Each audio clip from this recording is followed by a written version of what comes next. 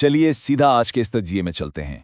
آج ہم ایک نہایت ہی خوبصورت اور روحانی سورس ٹیکسٹ کو ایکسپلور کرنے والے ہیں جو امن، سکون اور روحانیت کے راستے کی بات کرتا ہے۔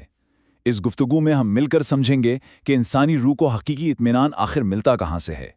یہ کوئی عام الفاظ نہیں ہے بلکہ ایک مکمل ضابطۂ حیات ہے جو اندھیروں سے نکل کر روشنی میں لے جاتا ہے۔ اس سورس ٹیکسٹ کی شروعات ایک زبردست اور واضح بات سے ہوتی ہے۔ دین اسلام محبت، سکون اور رحمت کا پیغام ہے۔ سوچئے ذرا، اس عقیدے کی بنیاد کسی سخت گیری پر نہیں بلکہ نرم دلی اور محبت پر رکھی گئی ہے۔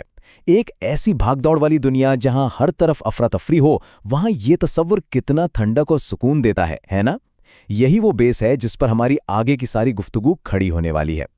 تو اب آتے ہیں اپنے پہلے حصے کی طرف، اسلام بطور پیغام سکون۔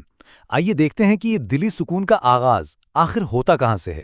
یہاں ٹیکسٹ ہمیں ایک بہت پیاری ہدایت دیتا ہے کہ ہر مشکل وقت میں صرف اور صرف خالق پر بھروسہ کرنا چاہیے، جسے ہم توکل کہتے ہیں۔ اور ایسا کیوں؟ کیونکہ وہی سب سے بڑا مددگار ہے۔ دنیا کے سہارے تو وقتی ہیں، ٹوٹ سکتے ہیں، لیکن یہ ایک ایسا سہارا ہے جو لٹرلی کبھی نہیں ٹوٹتا۔ جب ہم اپنی ساری پریشانیاں اور ڈر اس ذات کے حوالے کر دیتے ہیں تو یقین مانیے کندھوں سے ایک بہت بڑا بوجھ اتر جاتا ہے۔ یہ مکمل بھروسہ ہی تو آزادی اور سکون کی اصل چابی ہے۔ اور یہاں امید کی ایک بہترین ضمانت ملتی ہے۔ جو اللہ پر مضبوط یقین رکھتا ہے اس کا دل کبھی مایوسی کا شکار نہیں ہوتا۔ مایوسی تو انسان کو اندر ہی اندر کھوکھلا کر دیتی ہے نا، لیکن یہ جو مضبوط عقیدہ ہے یہ ایک سالڈ ڈھال کی طرح کام کرتا ہے۔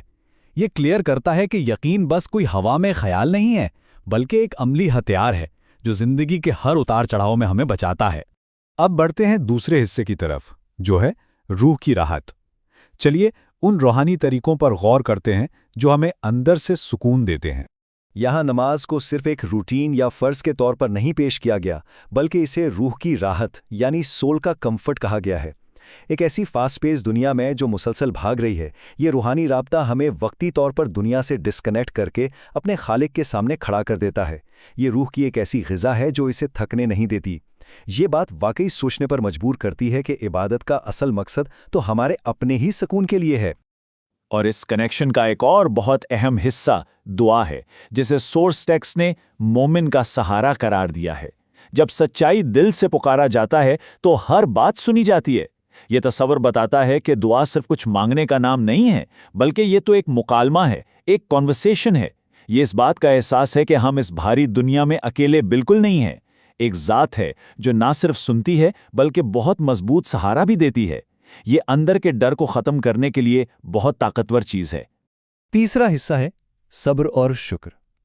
یہ دونوں عناصر روحانی نشوونما اور قربت کا بہترین ذریعہ ہیں۔ یہاں پر ایک مکمل سیکوینس سمجھایا گیا ہے۔ پہلا قدم ہے اللہ کی یاد۔ جب دل میں یاد آتی ہے تو ہم آگے بڑھتے ہیں دوسرے قدم کی طرف جو ہے صبر، مطلب مشکلات میں پینک کرنے کے بجائے صبر سے کام لینا۔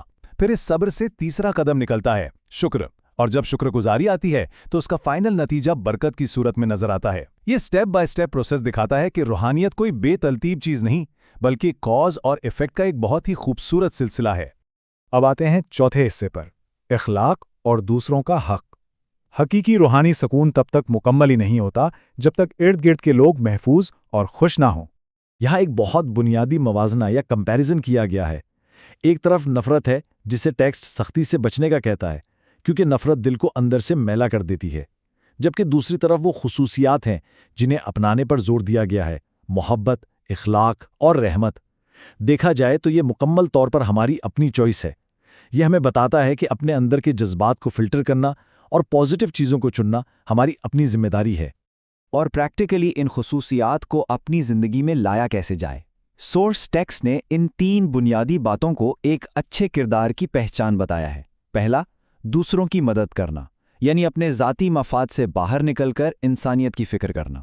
دوسرا، والدین کی عزت کرنا جو احسان مندی کی سب سے عظیم مثال ہے۔ اور تیسرا، سچ بولنا جو سوسائٹی میں ٹرسٹ پیدا کرتا ہے۔ یہ صرف اچھی باتیں نہیں ہیں بلکہ سوسائٹی کو جوڑ کر رکھنے کے پریکٹیکل اصول ہیں۔ ہمارا پانچواں اور آخری حصہ ہے قرآن کا نور۔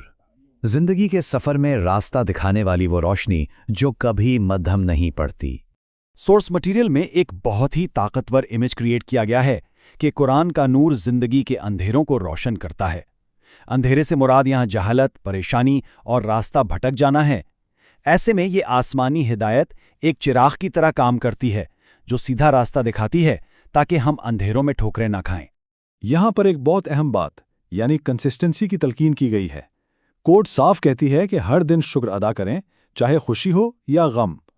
عام طور پر ہوتا یہ ہے کہ غم میں تو مدد کے لیے پکارا جاتا ہے، لیکن خوشی میں لوگ بھول جاتے ہیں، ہے نا؟ لیکن حقیقی روحانیت وہ ہے جہاں دونوں حالتوں میں کنیکشن قائم رہے، خوشی میں شکر اور غم میں صبر۔ یہی وہ پرفیکٹ بیلنس ہے جو سورس ٹیکسٹ سکھانا چاہتا ہے۔ اس ٹیکسٹ کا اختتام ایک بہت ہی نرم اور پیاری سی دعا پر ہوتا ہے۔ یہ ایک ایسی خواہش کا اظہار ہے جو اس پورے تجزیے کی سمری بن جاتی ہے۔ زندگی سکون، رحمت اور برکت سے بھر جائے۔ یہی وہ آخری منزل ہے جس کی طرف یہ پورا روحانی سفر اشارہ کر رہا تھا۔ سچ پوچھئے تو یہ الفاظ اپنے اندر ایک ایسا اثر رکھتے ہیں جو سیدھا دل پر لگتے ہیں۔ تو سب سے اہم نقطہ اس آخری سوال پر آ کر رکتا ہے۔ اس پورے تجزیے اور ان ساری باتوں کو سمجھنے کے بعد ایک چھوٹا سا لیکن بہت گہرا سوال پیدا ہوتا ہے، کیا آج ہم نے اللہ کا شکر ادا کیا؟ یہ سوال صرف پڑھنے کے لیے نہیں ہے، بلکہ سیلف ریفلیکشن کے لیے ہے۔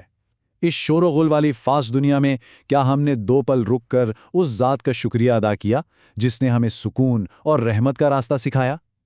ہم اپنی اس گفتگو کو اسی سوچ کے ساتھ مکمل کرتے ہیں۔ اس سوال پہ غور ضرور کیجیے گا۔